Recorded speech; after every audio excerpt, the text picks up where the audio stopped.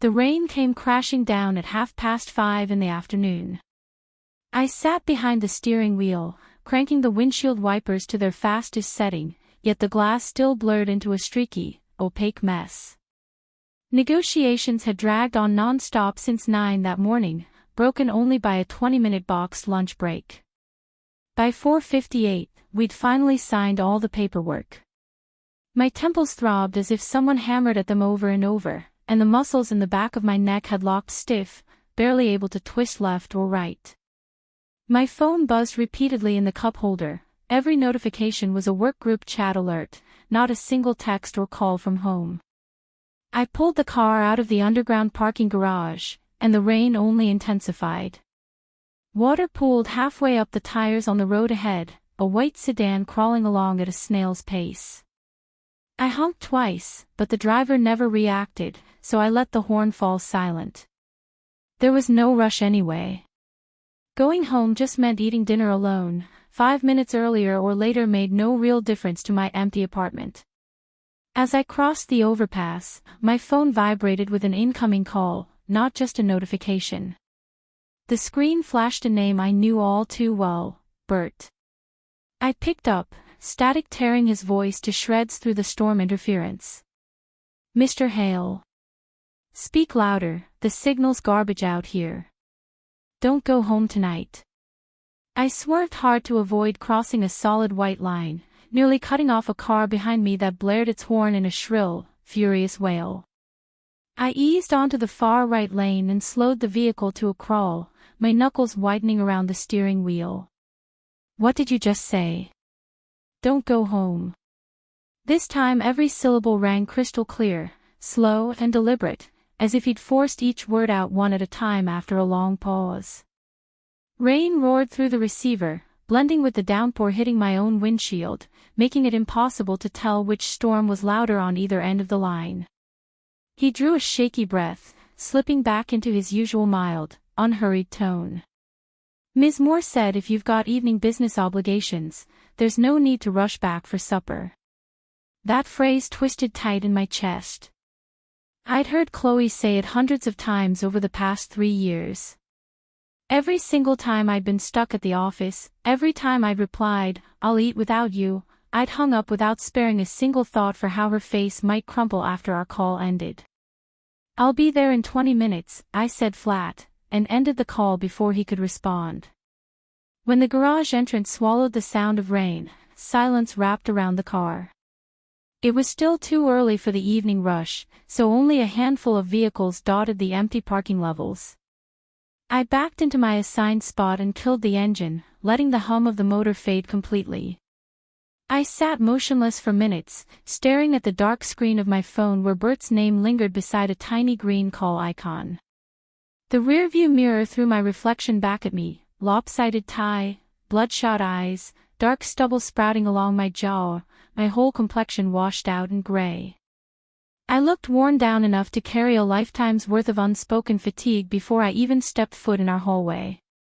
The elevator ascended, and I smoothed my crooked tie against the metal mirror walls, tucking my loose shirt hem back into my slacks. The reflective surface stretched my features thin and distorted, turning me into a stranger staring back. The numbers ticked upward one floor at a time, B1, 1, 2, 3. It halted briefly at the 3rd floor when someone pressed the up button outside, yet the doors never slid open for them, continuing straight to 5.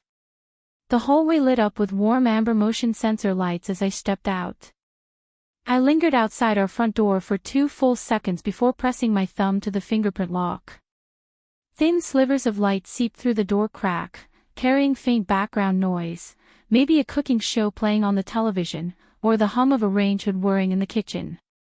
I drew a deep breath and unlocked the entryway. The foyer lamp cast the same soft golden glow as the hall. A pair of gray house slippers waited neatly by the shoe rack, my designated spot, yet the space beside them sat empty. Chloe's cream suede slippers were gone. I stared at that vacant gap for a beat, a hollow ache blooming in my chest, like a missing tooth my tongue couldn't stop prodding at no matter how hard I tried to ignore it. She'd always lined them up perfectly, toes facing inward, heels toward the doorway, a quiet silent greeting waiting for me every single night I dragged myself home late. Today, that small comfort was nowhere to be found. I slipped my shoes off and wandered further into the apartment. The living room television blared a culinary program, the screen showing a chef stir-frying ingredients in a sizzling wok. 3 throw pillows lined the sofa in descending size order, perfectly arranged. A vase of fresh white roses sat centered on the coffee table, water droplets still clinging to their soft petals. Our 7-year wedding portrait stood on the media console, Chloe in a white wedding gown, me in a black suit, both grinning so wide our eyes crinkled shut. Bert emerged from the kitchen carrying a ceramic casserole pot wrapped in a faded blue gingham apron, thin tendrils of steam curling out from under the lid's gap. "Mr. Hale, you're home just in time." The stew's finished simmering.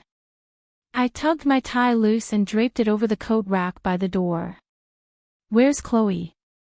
"She's in the studio." His gaze dropped to the floor for a split second before flicking back up to mine, weighted with unspoken worry.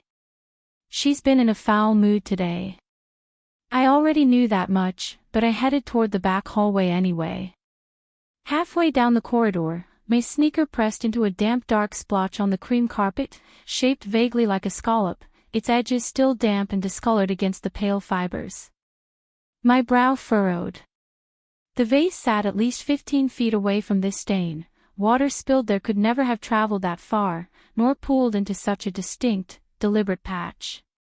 "What spilled on the carpet?" I called back toward the kitchen. Bert's hands froze mid-placement of bowls on the dining table before he resumed setting the tableware as if nothing had interrupted him. "I knocked over a vase while wiping it down this afternoon. I've already blotted it up as best I could." I didn't push the subject, even though every detail of his lie stuck out plain as day. I just glanced once more at the odd wet mark and turned toward the closed studio door, left slightly ajar. Cold pale computer light seeped through the crack, clashing harshly with the warm hallway glow and drawing a sharp dividing line across the wooden floorboards. I pushed the door open gently. Chloe sat hunched over her drafting desk, wrapped in a pale gray cashmere cardigan, her hair loosely twisted back with a few stray strands falling beside her cheeks. The laptop screen illuminated the side of her face, sharpening the line of her jaw and highlighting the slight hollow of her cheekbones. She'd lost weight lately. She didn't glance up at my entrance, only kept her index finger gliding back and forth across the trackpad. "Dinner's ready," I said. She lifted her head then, a flicker of rigid stillness crossing her features, not shock, more like a quiet confirmation of something she'd already anticipated. She closed the laptop lid slow, rising from her desk chair with unhurried, heavy movements. I lingered by the doorway instead of stepping deeper into the room, a wide oak desk separating us stacked with sketchbooks, scattered loose paper, and a half-empty glass of water. She walked past me to head for the dining room, her sleeve brushing lightly against my forearm as she passed. A foreign scent drifted off her clothes, sweeter, richer than the garden jasmine perfume she'd worn faithfully for years, mixed with a faint whiff of cigarette smoke. Our apartment hadn't held a single cigarette smoke in years. Chloe never smoked, I avoided lighting up indoors, and Bert had never touched a tobacco product in his life. I stayed behind as she exited, reaching to slide the window closed, the night breeze fluttering loose sheets of her artwork across the desktop. My gaze drifted to the water glass beside her mouse, a stark scarlet lipstick stain ringed around its rim. Chloe only wore muted rose-brown lip balm day to day, claiming bold crimson shade stained mugs too easily and felt far too dramatic for ordinary days. That bright red mark burned into my vision for a long stretch of time, the faint tobacco odor lingering in the cool draft drifting through the window gap. "Mr. Hale." Bert's voice pulled me from my swirling thoughts, the older man standing in the studio threshold holding a plate of sliced fruit cut into tiny rabbit-shaped wedges, Chloe's favorite presentation style, one he'd perfected over years of catering to her small joys. His eyes scanned my face as if trying to parse every hidden thought churning inside my head. "The stew will turn cold if you let it sit." I followed him out to the dining table. Chloe had already pulled out my usual chair and set a full bowl of broth in front of it, her gaze lifting to meet mine for a fleeting second. "Have a seat and eat." I settled into the chair and picked up the soup spoon, the broth boiling hot enough to scald the tip of my tongue the moment it hit my palate. I swallowed the burning liquid without a flinch. Silence hung thick over the table, the shrill over-animated voice of the cooking show host echoing from the living room television, the only other sound filling the space. Chloe picked at her food at a glacial pace, barely touching her own bowl of soup after 2 small sips. The negotiation dragged out hard today. I tried breaking the quiet. The other side haggled every single cost point. She replied, picking up a single peanut kernel between her chopsticks. We managed to concede 3 percentage points, but kept full operational control of the project. The hollow quiet settled back over us, heavier this time. I realized how many nights we'd fallen into this exact same lifeless exchange pattern over dinner. I'd recite the day's work struggles, she'd hum a single noncommittal syllable, and the conversation would die entirely. Once, she'd pressed for details, asked how I'd negotiated back, wondered how the opposing team had reacted. Now she barely acknowledged a word I said. I heard back about the gallery exhibition submissions. I tried another topic. She paused mid-chew, her chopsticks hovering over the bowl for a heartbeat before she set them down on the ceramic rim. No updates yet. What about the group showcase we submitted work to last month? Nothing. Her tone carried zero trace of emotion, flat and distant. I searched for more things to say, but every potential sentence dissolved unspoken on my tongue. Steam fogged my eyeglasses from the hot soup, and I pulled them off to wipe the condensation away, glancing up to find her pushing her chair back from the table. "I'm finished eating," she said, standing. "Take your time." She turned and vanished down the hallway, the bedroom door clicking shut softly behind her. I sat alone at the table, half a bowl of cooled broth coated with a thin layer of congealed oil left untouched. Bert stepped out of the kitchen carrying a plate of sliced oranges and set it on the table's edge beside me. "Ms. Moore's appetite's gotten so small lately. You ought to talk to her about it." I set my spoon down gently against the ceramic bowl. "That phone call you made earlier, what were you really trying to tell me?" Bert's shoulders sagged a fraction beneath the overhead dining lamp's warm glow, his gray hair rimmed with soft golden light. He'd worked for us 12 years, and never once had he interrupted my evening commute with a cryptic warning like that. "I'm only a housekeeper, Mr. Hale. You've been far more than just staff for over a decade." His lips pressed thin, a familiar tight expression I recognized instantly, the look he wore whenever a heavy truth sat on his tongue that he hesitated to voice out loud. After a long beat of quiet hesitation, he finally spoke. "We had an unexpected guest over this afternoon." "Who?" Silence answered me again. He pushed the citrus plate closer toward my elbow with a weary motion. "Finish your meal first. We can talk afterward." He retreated back into the kitchen, the running tap water echoing as he began washing dishes. I stared at the faint scallop-shaped carpet stain visible down the hallway, the damp edges already faded into the cream fibers as the moisture slowly evaporated into the air. After a long minute of heavy contemplation, I pushed my chair back and stood, my palm wrapping around the cold metal bedroom doorknob. The chill seeped straight through my skin into my bones as I twisted the handle and pushed the door open. The bedroom overhead lamp stayed off, but the sliding glass balcony door hung ajar, the sheer curtains billowing inward with each gust of night wind. Chloe didn't lie in bed, she stood pressed against the balcony railing, her back to me, white-knuckling a cell phone in one hand, its faint blue glow casting a pale washed-out pallor over her isolated face in the dark room. "You didn't knock when you came in," she said, her voice completely devoid of any inflection, as if we were discussing a trivial household inconvenience rather than the unspoken fracture splitting our marriage wide open. "This is my home," I replied, stepping fully into the room, my gaze fixed on the built-in closet along the far wall. I knelt to slide open the left wooden sliding panel, focusing on the third shelf down, the storage space we'd always used for lightweight seasonal blankets. 3 gray throw blankets stacked neatly inside greeted my eyes when I pulled the shelf open. I lifted the top blanket aside, revealing a crumpled dark blue men's cotton shirt tucked beneath the layers. I lifted the fabric between my fingers, holding it up to the faint balcony light. Crisp straight iron lines marked the cuffs, a tiny embroidered letter X stitched discreetly over the breast pocket, and a bold scarlet lipstick stain smudged thick around the collar's inner edge, an exact match to the ring left on her studio water glass hours earlier. The room fell deathly silent behind me, the wind's distant howl the only sound drifting through the balcony gap. When I turned back to face her, Chloe still stood rooted by the railing, her shoulders trembling faintly, the phone clutched so tight her knuckles blanched white against the screen. "Whose shirt is this?" I asked, my voice steady despite the cold weight settling heavy in my chest. She parted her lips to speak once, then clamped them shut again, a thick swallow bobbing her Adam's apple as she struggled to find words. "Owen Reed's," she admitted, barely loud enough to carry across the bedroom's quiet expanse.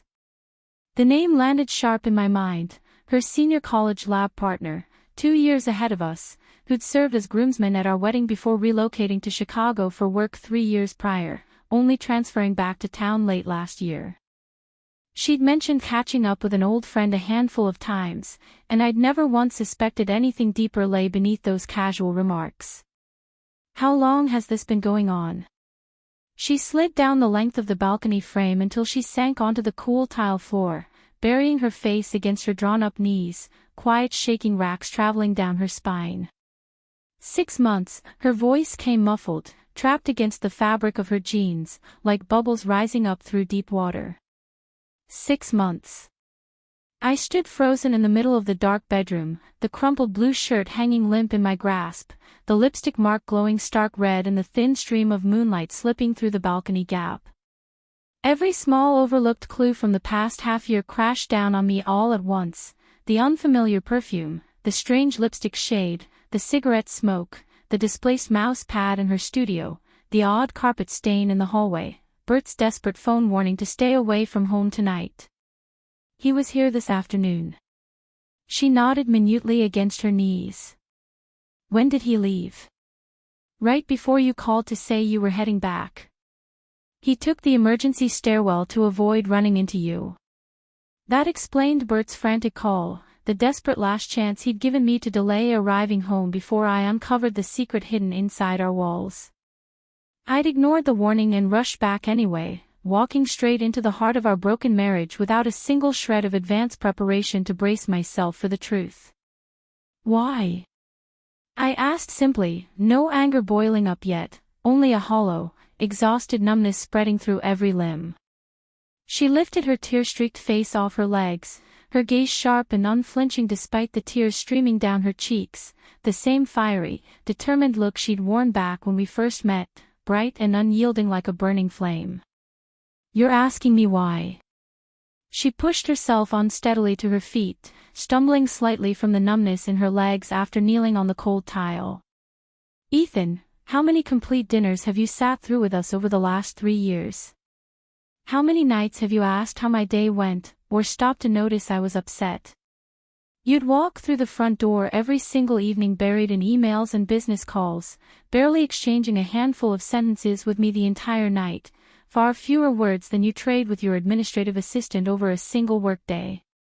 I had a 39-degree fever once and dialed your number 6 separate times. Not one call got picked up.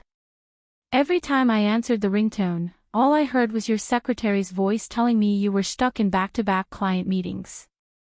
I spent the whole night hunched over the toilet vomiting alone, the phone sitting useless beside me the entire time. You'd say you were swamped with projects, that things would calm down once this deal wrapped up. But one contract finished and another immediately took its place. You climbed from department manager to senior director, growing busier by the promotion, fading further and further from my life in the process. I waited 3 full years for you to slow down, to make time for us, and that time never came.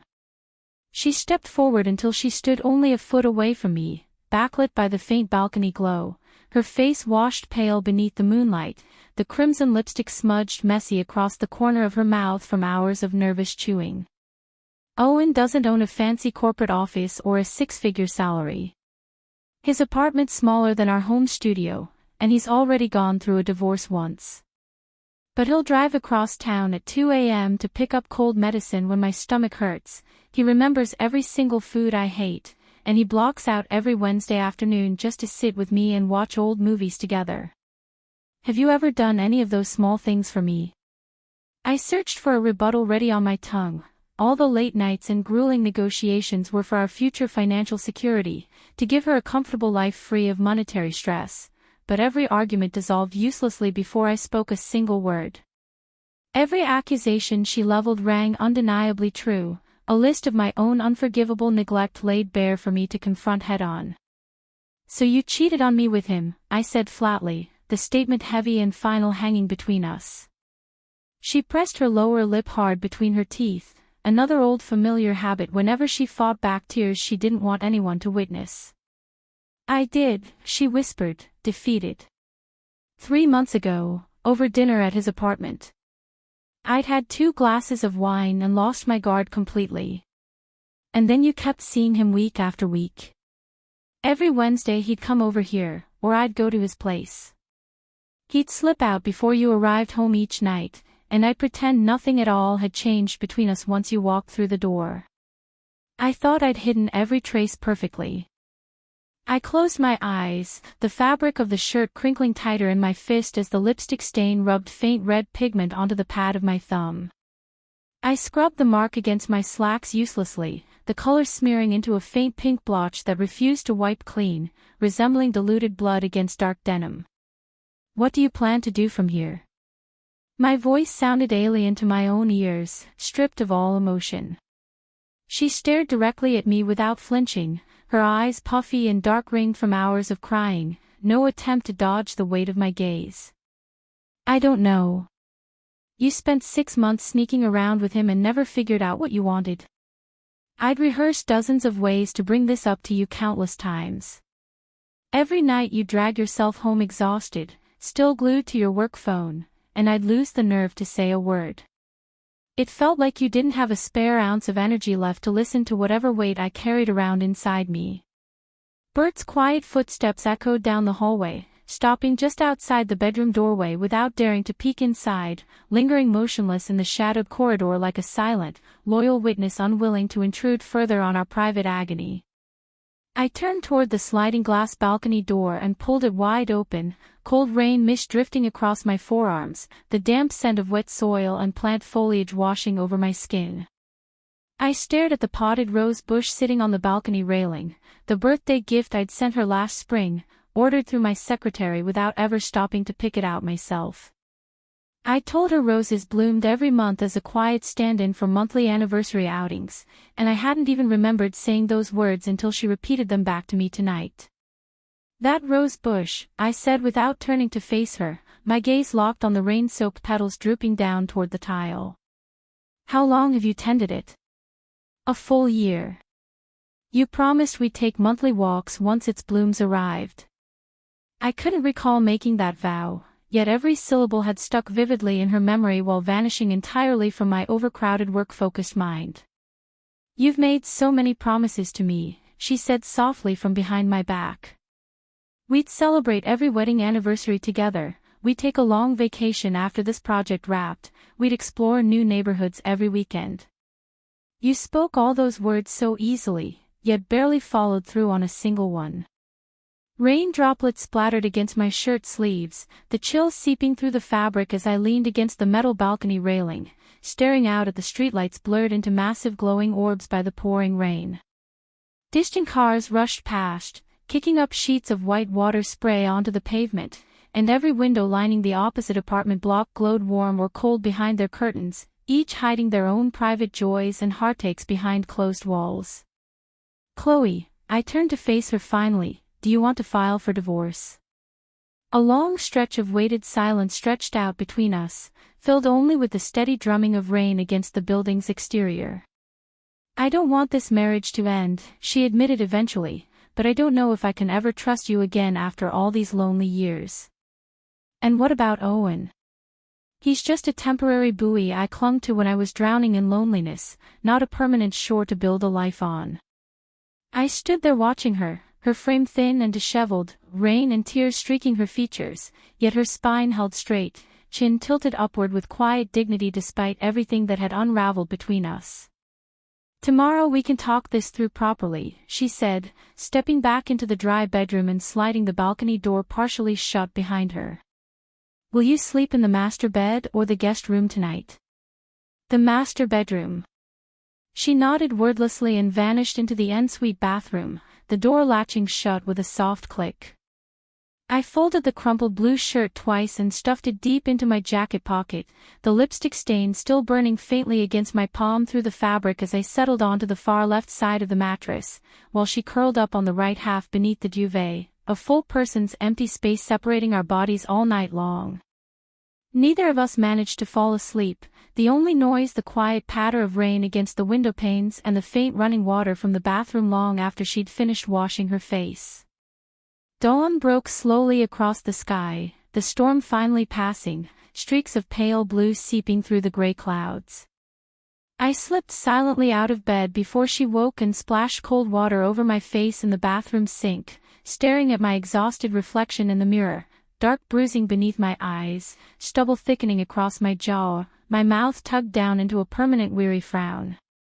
I pulled the blue shirt out of my jacket pocket one last time, studying the faded brown lipstick stain dried into the collar before crumpling the fabric tight and tossing it into the bathroom wastebasket. When I stepped out into the living room the next morning, the apartment had been fully tidied up. Last night's cold stew had been cleared away, all dishes rinsed and stacked neatly on the dish rack, fresh water refilled in the white rose vase, and a full breakfast laid out centered on the dining table. Fried soft-boiled eggs, toasted sourdough bread, a small fruit salad, and a mug of warm steamed milk. A handwritten slip of paper sat weighted beside the glass, Chloe's neat cursive script scrawled quickly across the page. I picked up the note to read over her words. I've headed to my art studio for the day. Please make sure you eat the breakfast laid out for you. Bert mentioned your calendar's clear this morning. If you'd like to talk, come find me at the address written on the reverse side of this note. Don't drive, take the subway, like we used to back when we were still students together. That single line pulled a quiet ache through my chest. I'd completely forgotten our old weekend subway rides after purchasing my sedan years ago, a memory she'd held on to all these years without me ever sparing it a single thought. I finished the breakfast slowly, yolk oozing soft over the toast when I sliced into the fried egg, and drained every last drop of warm milk from the mug before Bert wandered in from the balcony carrying pruning shears, fresh-trimmed greenery tucked beneath one arm. He shot me a small, relieved glance upon seeing I'd eaten the meal fully before retreating back toward the kitchen once more. I rummaged through a desk drawer until I found my long-forgotten subway card, only a handful of dollars left stored on its chip. I slipped on a lightweight jacket, input Chloe's studio address into my phone's navigation app, and headed out the front door.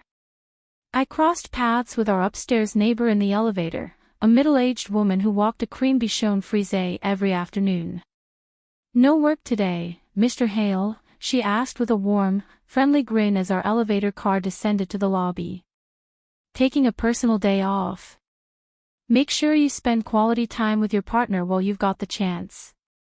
Her words lingered in my head long after the elevator doors slid shut behind her as I stepped out onto the street.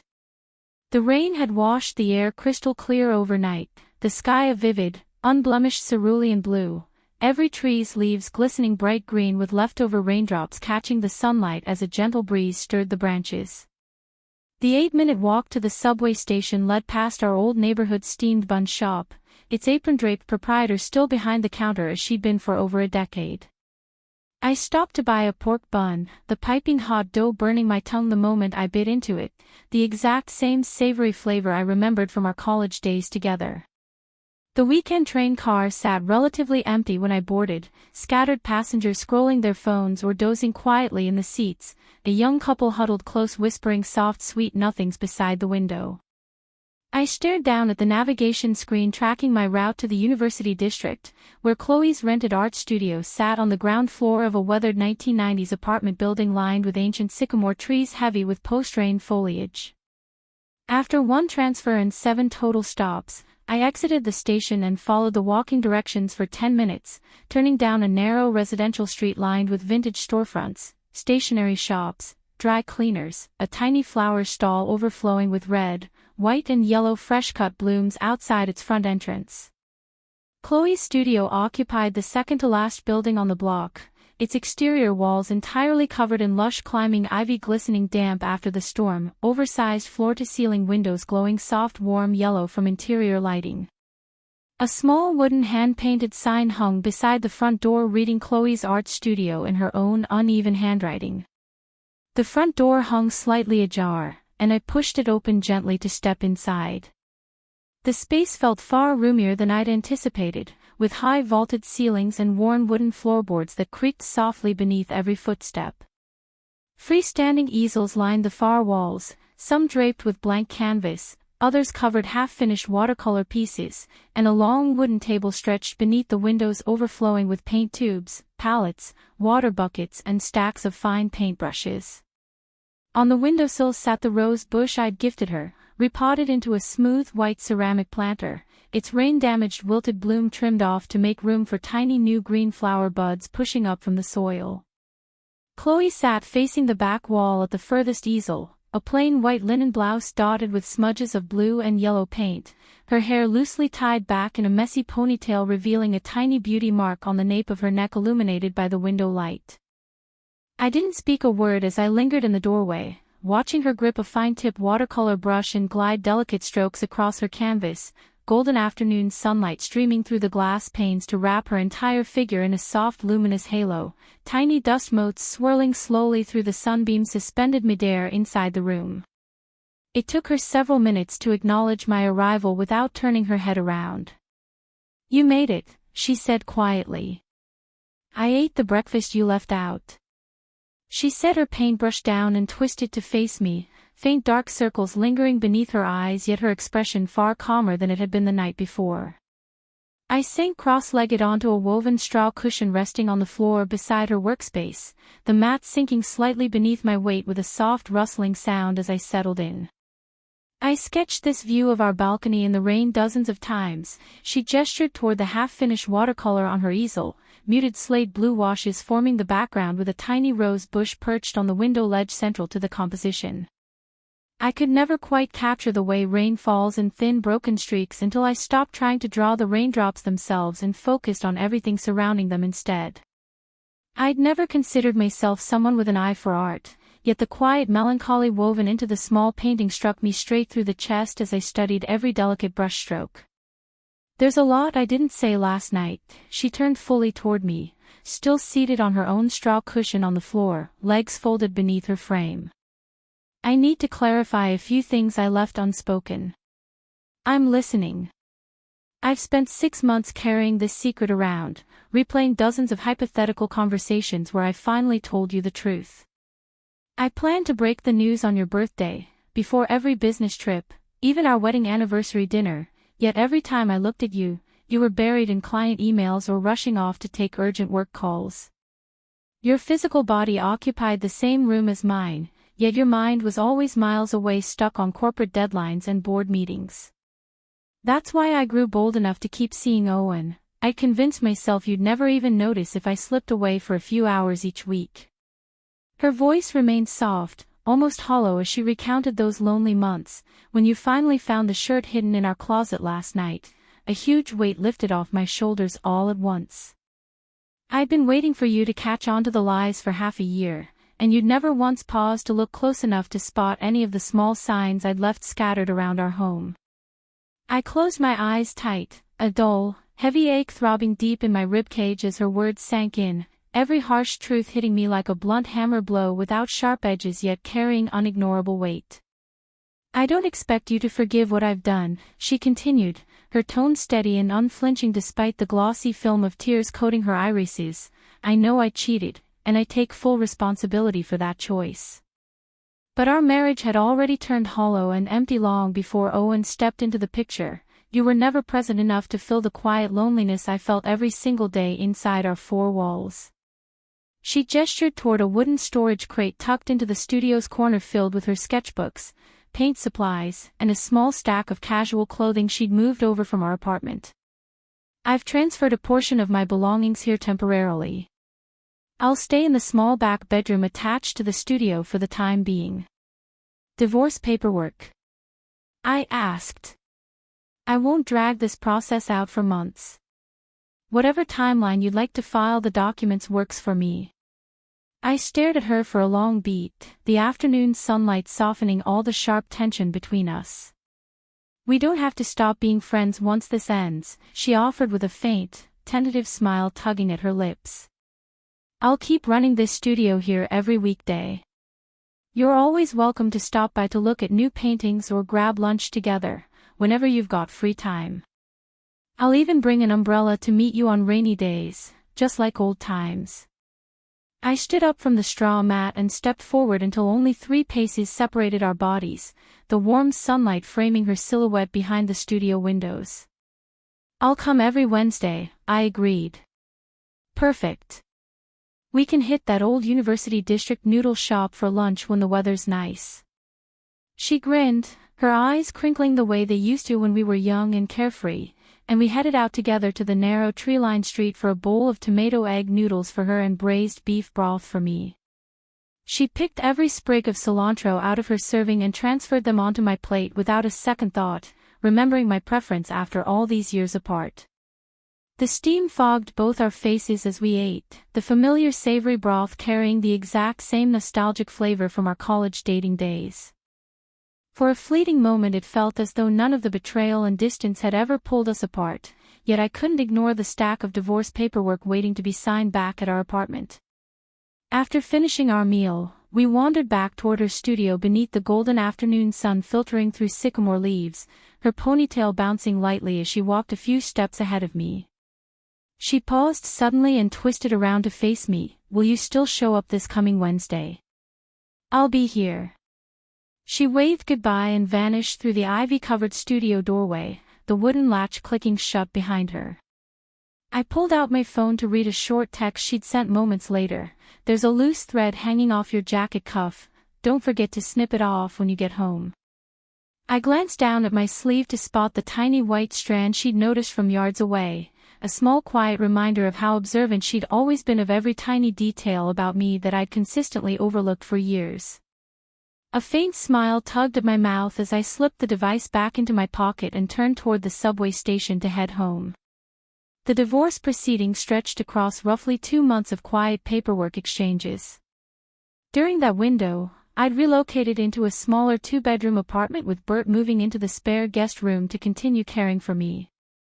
One afternoon Chloe arrived at my new place carrying a canvas tote bag full of fresh citrus fruit from a neighborhood street vendor, pausing to collect the last remaining stack of her sketchbooks and art supplies she'd left stored in my spare closet.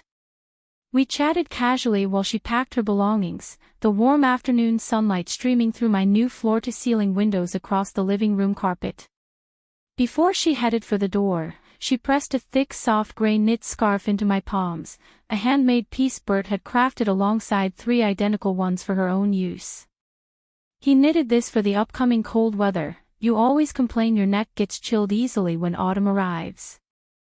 I folded the scarf neatly and set it atop the sofa cushions once she'd left, the faint lingering scent of sun-dried cotton clinging to the wool fibers. Every single Wednesday without fail I visited her art studio.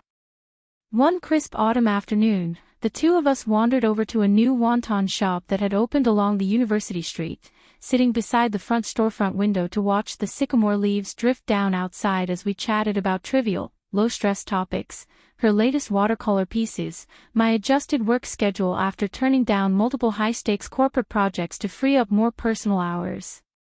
We'd take slow meandering walks past the old campus library and convenience store we'd frequented as students, splitting a single frozen mung bean popsicle on the sidewalk as we reminisced about youthful trivialities, no heavy arguments or lingering bitterness hanging over our interactions anymore. When her gallery's solo exhibition opening night arrived, I dressed in a tailored charcoal suit and wandered the gallery walls lined with her watercolor paintings long before the official reception crowd flooded the space, lingering in front of a piece depicting a man's hunchback standing at a rain-streaked window, an unflinching portrait of my own exhausted late-night silhouette she'd captured from memory. After the event wrapped up and I prepared to leave, she caught my eye across the room and lifted her hand in a gentle silent wave. I returned before stepping out into the cool autumn evening, her short text reading drive safely and a tiny crescent moon emoji lighting up my phone screen minutes later as I walked toward the subway stop. Once early November rolled around, we both arrived at the county clerk's office to sign our divorce papers beneath a bright clear blue sky. She glanced upward at the cloudless expanse after stepping down from the building's stone steps and commented on how vivid the sky looked that day, then turned to offer me a small soft wave before climbing into a waiting taxi. I clutched the green divorce booklet in my palm as the car pulled away down the street, the autumn wind tugging at my gray knit scarf wrapped snug around my neck, and unlocked my phone to read her incoming message. "I've simmered a pot of soup at the studio for this Wednesday. You should stop by." I typed back a single short affirmative word paired with a matching crescent moon emoji, knowing the quiet agreement between us would hold steady through every future Wednesday afternoon we set aside for each other's gentle platonic companionship. As winter descended and temperatures plummeted 8 degrees overnight in late November, Bert chased me down the apartment elevator lobby one frigid morning to press the gray knit scarf around my neck before I headed out toward the subway station for our weekly studio visit. The sycamore trees lining Chloe's street had shed all their autumn foliage by then, bare twisting branches stretching upward against pale gray overcast skies, tiny snowflakes drifting sideways through the air as I pushed open her studio's front door to be greeted by warm indoor heating and 2 steaming paper coffee mugs set out on her work table, one brewed to my preferred 3 pumps of vanilla syrup and light dairy creamer. She'd anticipated I'd rush over early to avoid snow-related transit delays, and had prepped the drink hours ahead of my arrival while repotting her rose bush by the window.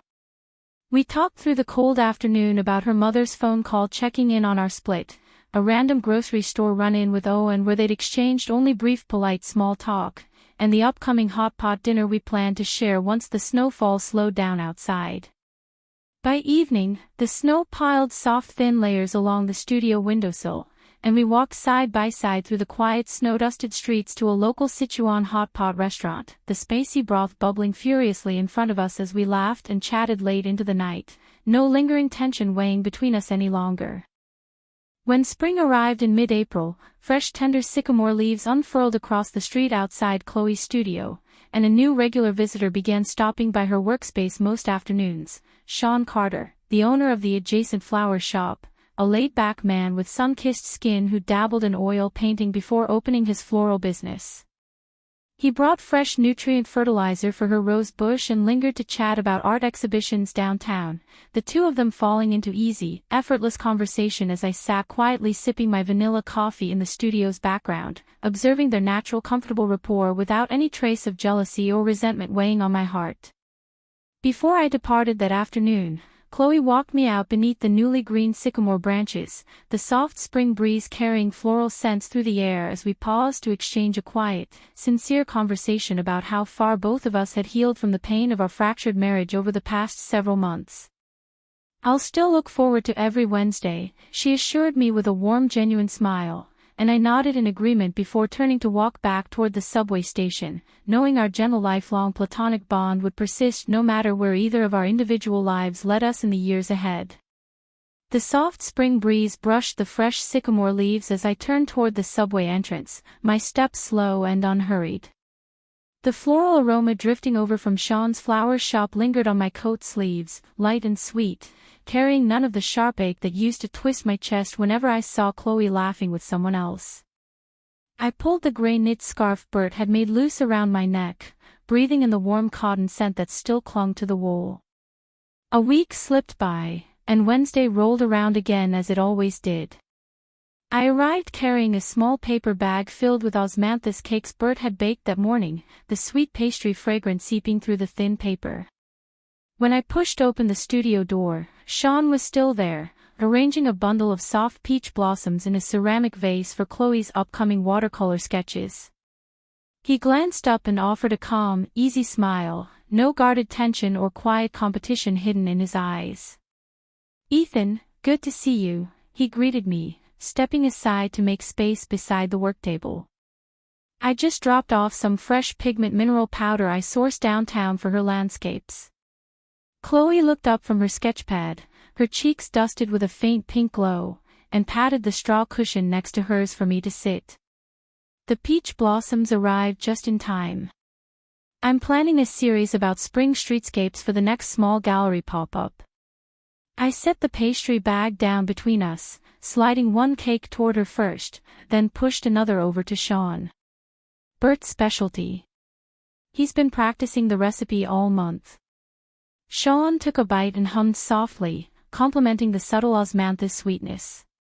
The three of us chatted easily after that. Sean talked about his flower shop's new spring seed shipments. Chloe rambled about how hard it was to capture peach blossom petals on paper without washing out their pale pink hue, and I told them I'd fully stepped back from back-to-back overtime projects, now leaving the office sharp at 6 every evening. There was no awkward silence hanging in the air, no unspoken jealousy coiling tight in my throat, just gentle, ordinary companionship between three people who'd each found their own quiet peace.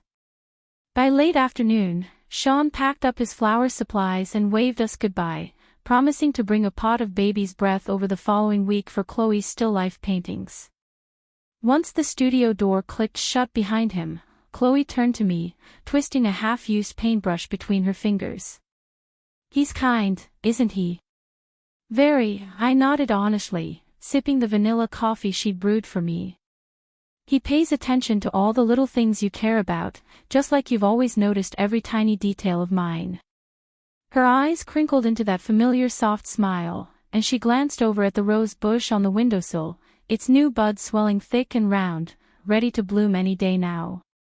"I still can't believe we made it here, able to sit and talk about new people without resentment gnawing at us." I stared out the floor-to-ceiling window at the sycamore branches swaying in the wind, thin sunlight filtering through the new green leaves. We both spent too long trapped in the loneliness of that old apartment to hold on to bitterness forever. It's better this way, separate but still able to share small, nice moments whenever we want. She reached across the table, lightly tapping the back of my hand with the tip of her paintbrush, a faint streak of sky-blue pigment smudging my knuckle. "The rose will fully bloom this weekend. We could come over Saturday morning to water it together, if you're free. I'll make lemon honey tea." A quiet warmth unfurled in my chest, light and unburdened, nothing like the heavy heartache of last autumn's rain-soaked nights. "I'll be here bright and early. I'll even bring the pruning shears Bert lent me to trim the stray branches." We stayed until dusk, watching the golden sunset bleed across the studio's ivy-covered outer walls. Chloe sketched quick little doodles on scrap paper, me sitting sipping coffee, the blooming rose bush, Sean's peach blossom vase, and tore one small sketch off the pad to hand to me before I left. It was a simple drawing of two people walking side by side beneath sycamore trees, no crowded house, no tangled arguments, just quiet spring sunlight wrapped around their shoulders. I folded the sketch carefully and slipped it into the inner pocket of my jacket as I stepped out onto the street. The spring wind carried the faint chirp of sparrows through the tree branches, and somewhere a street vendor called out selling fresh flower bouquets. I pulled the knit scarf tighter around my neck and walked slowly toward the subway stop, the small paper osmanthus cake bag tucked in one hand, Chloe's little drawing safe against my heart. No grand regrets lingered anymore. No endless what-ifs haunted my thoughts. The 6 years we'd loved each other, the 6 months of lonely distance and betrayal, the slow, gentle healing through every Wednesday afternoon, all of it had woven itself into a soft, quiet story that didn't need a bitter ending. Spring stretched out endless ahead, full of peach blossoms, blooming roses, warm tea and casual Wednesday chats, and a quiet, steady friendship that would stay rooted, just like the rose bush sitting bright in Chloe's studio window.